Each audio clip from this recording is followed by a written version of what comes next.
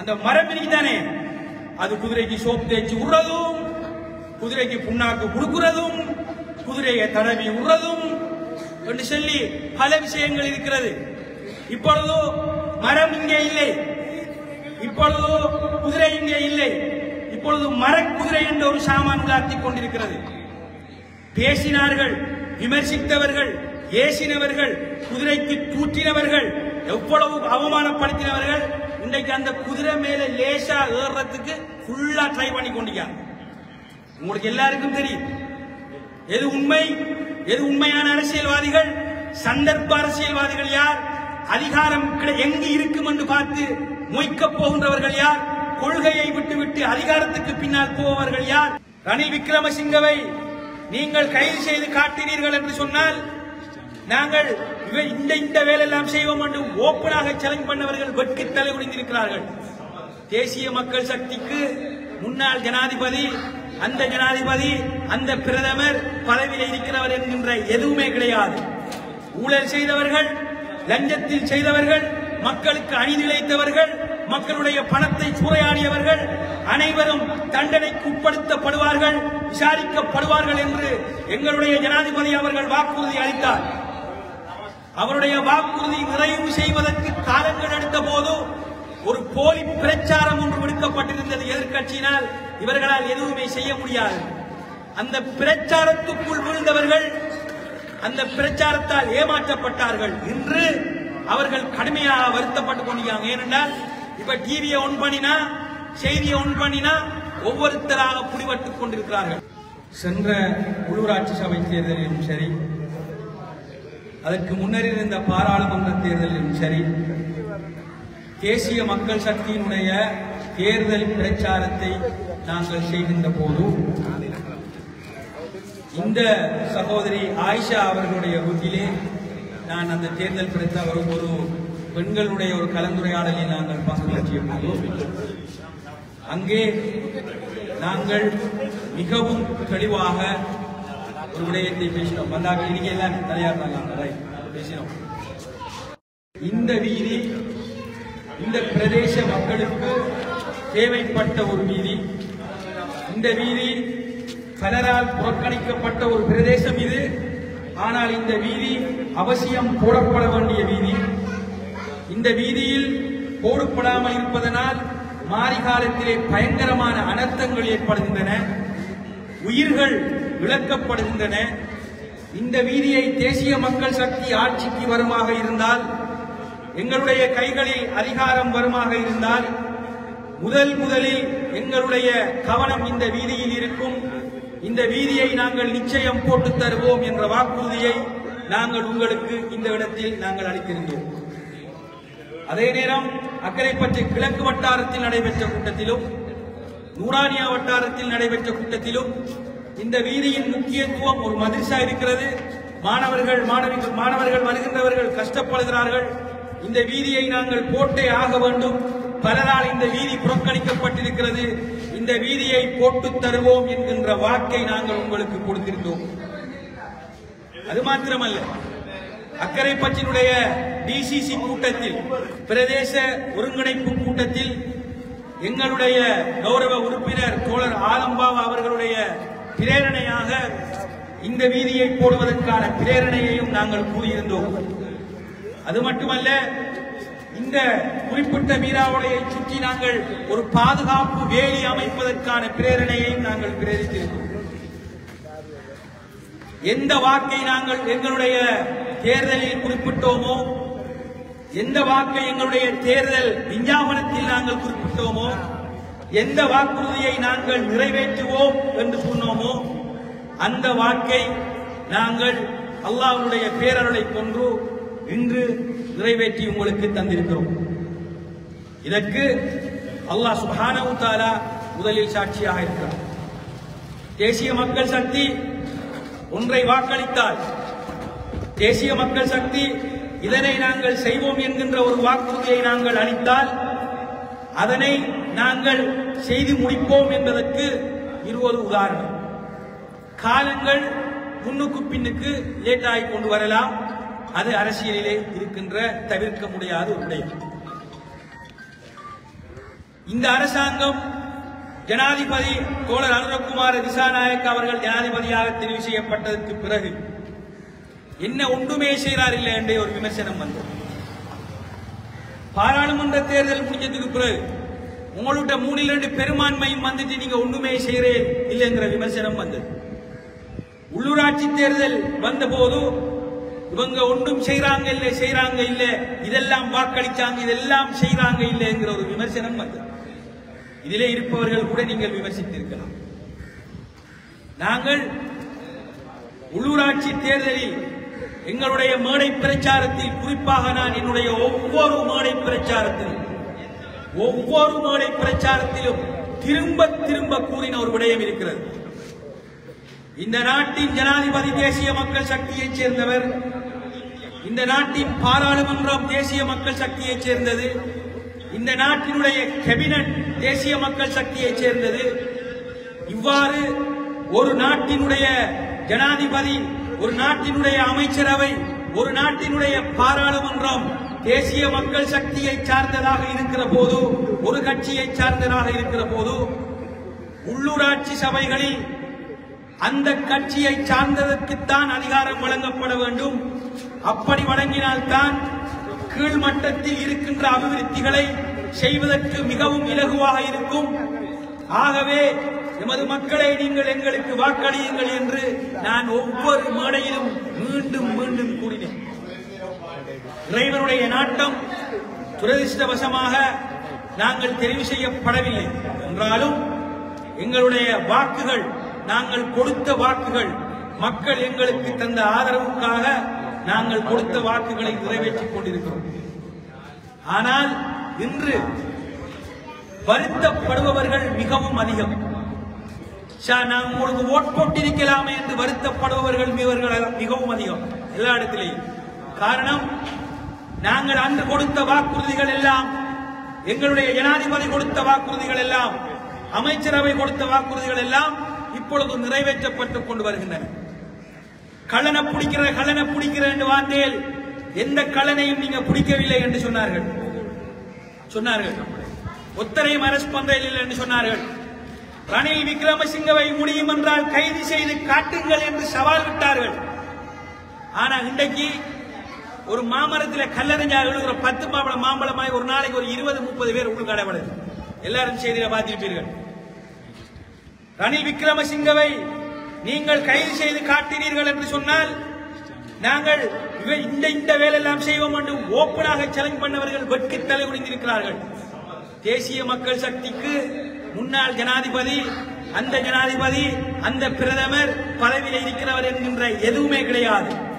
ஊழல் செய்தவர்கள், லஞ்சத்தில் செய்தவர்கள், மக்களுக்கு அநீதிழைத்தவர்கள், மக்களுடைய பணத்தை சூறையாடியவர்கள் அனைவரும் தண்டனைக்கு உட்படுத்தப்படுவார்கள், விசாரிக்கப்படுவார்கள் என்று எங்களுடைய ஜனாதிபதி அவர்கள் வாக்குறுதி அளித்தார்.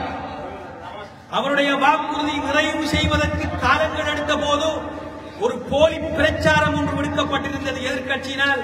இவர்களால் எதுவுமே செய்ய முடியாது.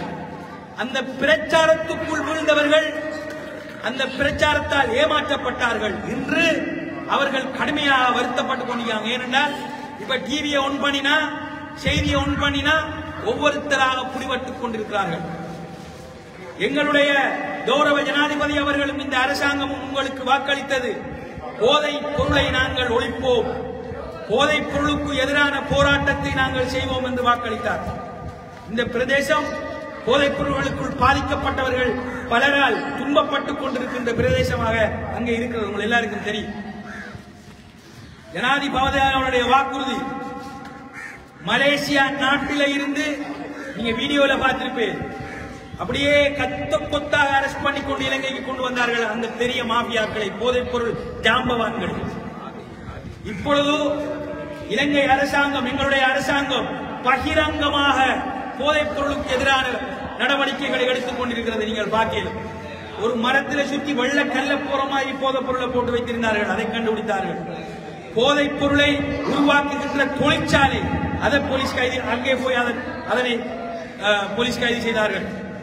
இதற்கு சாட்சியாக வருபவர்கள் கொல்லப்படுவார்கள். அவர்களுக்கு எதிராக அரசாங்கம் அவர்களுக்கு அதற்கான நடவடிக்கைகளை எடுத்துக் கொண்டிருக்கிறது. இந்த ஒவ்வொரு ஊரிலும் ஒவ்வொரு மூலை முடுக்கிலும் போதைப் பொருளை பாவித்துக் கொண்டிருப்பவர்கள், போதைப் பொருளை விற்பனை செய்து கொண்டிருப்பவர்களை அரசாங்கம், இலங்கையுடைய பாதுகாப்புத்துறை கடுமையாக நோட்டமிட்டுக் கொண்டிருக்கிறது. அவர்கள் அனைவரும் கைது செய்யப்படுவார்கள். இன்ஷா அல்லாஹ் இலங்கையும் எமது பிரதேசமும் இந்த பிரதேசமும் போதைப் பொருளுக்கு மொத்தமாக இல்லாத ஒரு அழகான ஒரு பிரதேசமாக மாற்றப்படுவதற்கு எங்களுடைய அனைத்து முயற்சிகளையும் அரசாங்கம் என்கின்ற அடிப்படையிலே நாங்கள் செய்து கொண்டிருக்கிறோம். சென்ட்ரல் மத்திய வங்கி சொல்கிறது நாட்டினுடைய பொருளாதாரம் வேகமாக அபிவிருத்தி அடைந்து கொண்டு வருகிறது என்று. நாட்டிலே கொடுக்கப்பட்டிருக்கின்ற கடன் தொகை குறைக்கப்பட்டிருக்கிறது. கிராமிய மட்டத்திலே பிரஜா சக்தி என்கின்ற ஒரு ப்ராஜெக்டின் கீழ் கிராமிய மட்டத்திலே பின்னங்கி இருக்கின்ற பிரதேசங்களை முன்னேற்ற வேண்டும் என்பதற்கான வேலை திட்டங்கள் அரசாங்கத்தால் கடுமையாக எடுக்கப்பட்டுக் கொண்டு வருகிறது. போதைப் பொருளுக்கு எதிரான போராட்டம், கடன் தொல்லைகளிலிருந்து மக்களை விடுதலை செய்வது, கிராமிய மட்டத்திற்கான அபிவிருத்தி, லஞ்சம் ஊழலில் அகப்பட்டுக் கொண்டவர்களுக்கு எதிரான நடவடிக்கை, நாட்டிலே இருக்கின்ற பழைய சட்டங்களை திருத்துவதற்கான முறை, மக்களுக்கான பஸ், இப்பொழுது பஸ்ஸிலே டிஜிட்டல் முறையில் கார்டில் பே பண்ணுகின்ற முறை அறிமுகப்படுத்தப்பட்டிருக்கிறது. மக்களுடைய வாழ்க்கை தரத்தை முன்னேற்றுவதற்கான அனைத்து முயற்சிகளையும் செய்கிறது அரசாங்கம். மக்களுடைய காணிகள் அவற்றை மீட்டுக் கொடுப்பதற்கான வேலை திட்டங்கள் அனைத்தும் செய்கிறது. உங்கள் எல்லோருக்கும் தெரியும், சுனாமி வீட்டு திட்டத்தில் இருந்து, எங்களுடைய வட்டமாடு காணி பிரச்சனையில் இருந்து, கரும்பு பிரச்சனையில் இருந்து அதற்கான தீர்வுகளை நோக்கி நாங்கள் நகர்ந்து கொண்டிருக்கிறோம். இதைத்தான் நாங்கள் எங்களுடைய மேடைகளில் அங்கு சொன்னோம். சற்று பொறுமையாக இருந்து எங்களுடைய வேலை திட்டங்களுக்கு ஒத்துழையுங்கள். தேசிய மக்கள் சக்தியினுடைய ஜனாதிபதி இருக்கிறார், பாராளுமன்றம் இருக்கிறது, அமைச்சரவை இருக்கிறது, எங்களுக்கு வாக்களியுங்கள் என்று நாங்கள் பலமுறை கூறியிருந்தோம். பிரச்சனை இல்லை. மீண்டும் உங்களுக்கு சொல்கிறோம், எங்களுடைய அரசாங்கம், தேசிய மக்கள் சக்தியினுடைய அரசாங்கம், எங்களுடைய பாராளுமன்றம், எங்களுடைய அமைச்சரவை இந்த மக்களுக்கு அபிவிருத்தியை கொண்டு வர வேண்டும் என்றிருந்தால், மக்களுக்கு உரிமையை பெற்றுக் கொடுக்க வேண்டும் என்றிருந்தால் அரசாங்கத்தின் ஊடாகத்தான் முடியும் என்பதற்கு இந்த வீதியை நாங்கள் போட்டு தந்தது முதலாளர். இப்ப நேற்று நீங்க பார்த்திருப்பீர்கள், கொஞ்சம் பேர் வந்து போட்டோ எடுத்து கொஞ்சம் பேஸ்புக்ல போட்டியாங்க வேற கட்சிக்காரங்க. பார்த்திருப்பீர்கள், நீங்க பார்த்திருக்கீங்களோ தெரியாது. மாநகர சபையின் உறுப்பினர்களும் 4-5 பேரும் இந்த ரோட்டில் நின்று இது செஞ்சிருக்காங்க. உங்களுக்கு ஒரு கதை சொல்லுங்க. இந்த ஒரு ஆளுக்கு புள்ளவத்தில் ஒரு பொம்பளை கல்யாணம் முடிச்சு, அவரோட மூத்த பிள்ளை. எல்லாருக்கும் தெரியும், அவ ஒரு புள்ளவத்தில் எம்ஓஹெச் ஹாஸ்பிட்டலுக்கு போய் வாரா. அவட புள்ள எம்ஓஹெச் ஹாஸ்பிட்டலுக்கு அங்க போறா, மருந்தெடுக்க போறா. ஹாஸ்பிட்டல் அட்மிட் ஆகுது, அவருக்கு ஒரு புள்ள ஒன்று பிறக்குது. அந்த புள்ளைய அவ கொண்டு வாரா, அந்த வீட்டுல இருக்கு. 300 வீடுல ஒரு வேடிக்கை. அவ என்ன செய்யறா, அந்த புள்ளைய பார்க்க போச்சா, நல்ல அழகான புள்ளன்னு சொல்லி போட்டு அந்த புள்ளைய அவ எடுத்து அவட மடியில வச்சு ஒரு போட்டோ ஒன்று போட்டு, வெளியில இருக்கிறார்கள் எல்லாம் என்ன நினைக்கிறேன்னு சொன்னா, போட்டோவோட புள்ளதான் அவ நினைக்கிற. அவவும் செல்லல, இது இவட புள்ளண்டு, மத்தவட புள்ளண்டு எல்லாரும் நினைச்சிருக்காங்க அவட புள்ளண்டு. உண்மை எப்ப வரும்? பர்த் சர்டிபிகேட்ல உம்மாட பேர் எழுத போல எல்லாருக்கும் தெரியுமா புள்ளண்டு. இப்ப நடக்கிறது இந்த ரோட்ல பர்த் சர்டிபிகேட் ஆயிடுச்சு. விளங்குதா? இதான் அந்த ரோட்ல பதிவு. சரியா? நீங்க நாங்க போற ரோட்டுக்கு வந்து போட்டோ போடலாம். சரியா? நீங்க நாங்க போற ரோட்டுக்கு இந்த மாநகர சபையுடைய நேருடைய மேற்பார்வையின் கீழ் சரி நீங்க ரோட்டு போடலாம். ஆனா பர்த் சர்டிபிகேட் எங்கட, அரசாங்கம் எங்கட, பாராளுமன்ற உறுப்பினர்கள் எங்கட, டிசிசி கூட்டத்தில் கொண்டு வந்தது நாங்க. ஆக தூரத்தில் இருக்கிற மக்கள் உங்களுக்கு உடம்பு சில நேரங்களை யோசிக்கலாம், இவங்க போட்டோடா அல்ஹம்துலில்லாஹ் பர்த் சர்டிபிகேட் ஊட்டறிக்கை சைன் பண்ணினது. அதை நன்றாக நீங்கள் விளங்கிக் கொள்ள வேண்டும் என்பதனை சொல்லிக் கொள்ள விரும்புகிறேன். இப்ப நீங்க மாநகர சபைக்கு வந்து பார்க்கணும், அங்க நடக்கிற கூத்துகளை நீங்கள் பார்க்க வேண்டும். அந்த மரம் இருக்குதானே, அது குதிரைக்கு சோப்பு தேய்ச்சி விடுறதும், குதிரைக்கு புண்ணாக்கு கொடுக்கிறதும், குதிரையை தடவி விடுறதும் என்று சொல்லி பல விஷயங்கள் இருக்கிறது. இப்பொழுது மரம் இங்கே இல்லை, இப்பொழுது குதிரை இங்கே இல்லை, இப்பொழுது மரக்குதிரை என்ற ஒரு சாமான் உலாத்திக் கொண்டிருக்கிறது. பேசினார்கள், விமர்சித்தவர்கள், ஏசினவர்கள், குதிரைக்கு தூற்றினவர்கள், எவ்வளவு அவமானப்படுத்தினவர்கள் இன்றைக்கு அந்த குதிரை மேல லேசா ஏறதுக்கு ஃபுல்லா ட்ரை பண்ணி கொண்டிருக்காங்க. உங்களுக்கு எல்லாருக்கும் தெரியும் எது உண்மை, எது உண்மையான அரசியல்வாதிகள், சந்தர்ப்ப அரசியல்வாதிகள் யார், அதிகாரம் எங்கு இருக்கும் என்று பார்த்து மொய்க்க போகின்றவர்கள் யார், கொள்கையை விட்டுவிட்டு அதிகாரத்துக்கு பின்னால் போபவர்கள் யார், இறுதி வரைக்கும் தோற்றாலும் கொள்கையோடு இருப்பவர்கள் யார் என்கின்ற உண்மையை இன்று உங்களுக்கு புரிந்திருக்கும். யார் வாக்கு கொடுப்பவர்கள் வாக்கை நிறைவேற்றுகிறார்கள் என்பது புரிந்திருக்கும். நாங்கள் எங்கள் மேடைகளில் உங்களுக்கு கொடுத்த வாக்குறுதிகளும் சொன்ன விடயங்களும் உண்மை என்பது இன்று புரிந்திருக்கும்.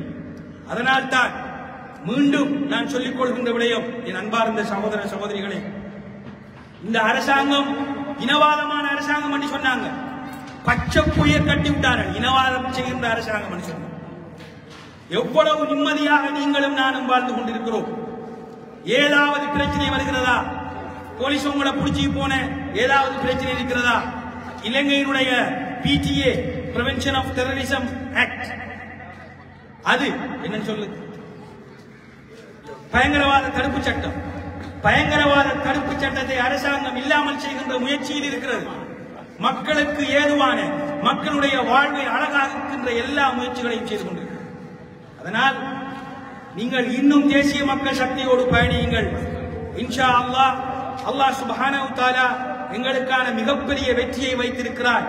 இந்த மரக்குதிரையை நம்பி இந்த முறாவளை ஆற்றில கூட இறங்கி விடாதீர்கள் என்று கூறி முடித்துக் கொள்கிறேன். அஸ்ஸலாமு அலைக்கும் வரஹ்மத்துல்லாஹி வபரகாத்துஹு. செய்திகளை உடனுக்குடன் தெரிந்து கொள்ள உடனே சப்ஸ்கிரைப் பண்ணுங்க.